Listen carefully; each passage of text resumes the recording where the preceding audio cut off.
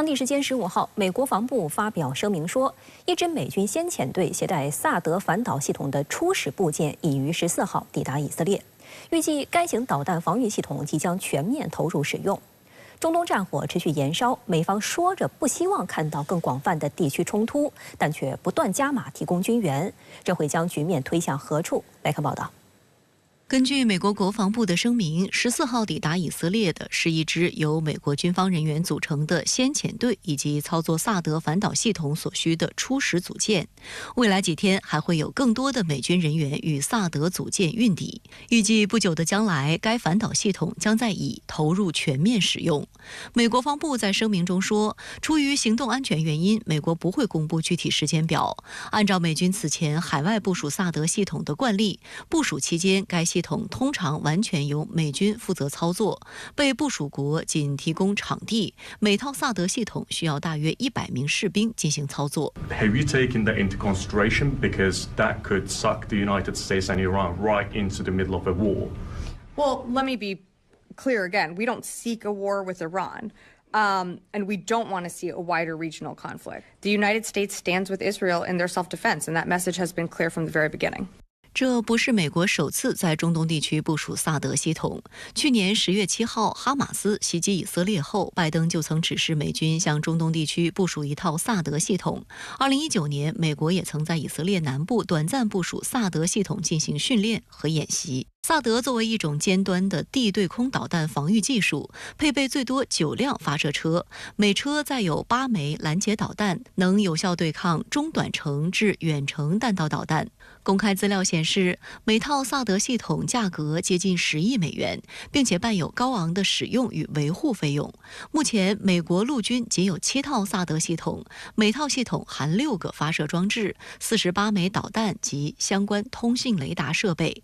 根据美国国防部发言人赖德的说明，这套萨德的部署目的是在伊朗于4月13号和10月1号2次对以色列发动导弹袭击的背景下，帮助以方增强防空能力。伊朗方面回应称，萨德系统在以色列的部署不会改变德黑兰的军事计划。伊朗导弹已经证明他们能够突破以色列先进的防空和导弹防御系统，而且如果需要，他们可以再次做到这一点，即使有美国提供的防空系统在场。伊朗媒体称，包括城堡破坏者1导弹在内的伊朗导弹，在10月1号的空袭中轻松突破了以色列号称密不透风的防空系统，而伊朗的城堡破坏者2导弹相比前者拥有更远的有效射程，低空飞行能力强，能在35公里以下的高度飞行。这一高度低于萨德系统的最低瞄准高度，使得其有能力绕过萨德系统的拦截，打击预定目标。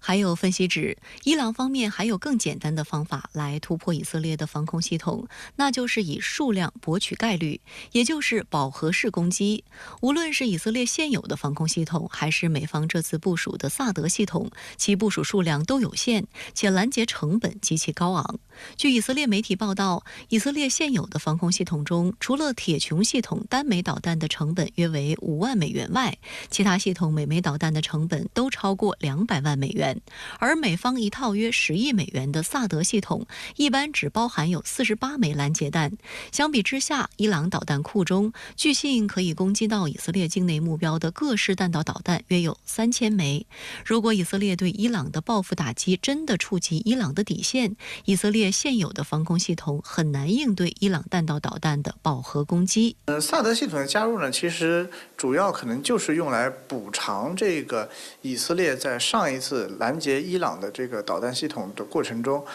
暴露出来的第一个专业的这种相对远程的反导拦截弹数量不够，第二个在经过一轮的消耗之后，它的库存不足这样的一系列问题。以色列国防部称，自去年10月战争爆发以来，美国已向以色列派遣了5万多吨武器和军事装备。此次部署萨德系统，美国又向中东地区派去了士兵。不仅美国舆论颇有微词，国际社会的质疑和压力也越来越大。从以军的角度讲，必然是不达目的誓不罢休；而在真主党的角度讲，接受了如此巨大的人员伤亡之后，他是不可能放弃反以的这样的政治主张。所以目前来看，双方都没有到达这个就达成自己的目的。所以说这个很遗憾，但是战争会继续下去。现在中东的局势非常的凶险，那您觉得今后中东的出路何在呢？对于这个问题啊，现在可能世界上很多朋友都在考虑。我的答案很简单，概括起来是4句话，12个字，即和为贵，忍为高，谈为上，信为先。过去啊，我一直认为这是中美关系以及大国关系的一个出路。那么今天也可以说，这12个字就是中东冲突缓解的唯一出路。所谓和为贵呢，就是从目前的局势来看，特别是考虑到这1年多来中东形势不断恶化升级的客观事态，我们应该立即把停火降温作为最重要的当务之急。有人认为今天在中东谈和平似乎有点空，有点远啊，那么就谈降温嘛。这可能是今天中东可以讨论、可能实现的比较现实的小目标，至少是不要升温。各国都应该为降温而不是升温来做出努力。所谓忍为高呢，就是要加强战略的忍耐能力。世界上这几十年来发展的比较好、走得比较快的国家，都是走的这条捷径。那种穷兵黩武、为所欲为的，都在吃着自己种的苦果。希望今天还在战场上厮杀的朋友们三思。所谓谈为上呢，就更具有着现实性和丰富性的品格。比如我们中国方面最近推动了很多谈判，最近王毅先生就和伊朗、以色列的外长分别都在谈嘛。总之，谈比打好，谈比不谈好，这是今天世界所有纠纷最好的解决方法。最后呢，就是信为本，也就是说，大家谈了呢，就要言必信，行必果。中东问题长期没有得到很好解决，诚信不足也是一个重要的症结所在。中东冲突持续升级，但最近美国似乎有一些矛盾的举动，您对此怎么看呢？如果说俄乌危机是美国一手策划、拱火造成的，而这次中东冲突升级并非如此。它是源于1年前哈马斯的突袭，以及后来以色列毫无节制的报复。恰好美国现在又处于大选的最后冲刺阶段，这就更显得敏感。而且呢，以色列还直接杠上了联合国秘书长以及联合国的机构和规则，引发了100多个国家的一致谴责，这就更使美国在国际上也灰头土脸。尤其是拜登上任之后已经发生了2场大战，这就使得他总体上使美国陷入了2个大大的而且深不可测的泥坑，难以自拔。尤其是这场中东的冲突升级，几乎完全出乎美国之预料，也不符合美国现在的全球战略利益需求。目前呢，美国的困境就在于，无论他怎么掏心掏肺、竭尽全力地展现对以色列的袒护和支持，也换不来以色列对美国的言听计从。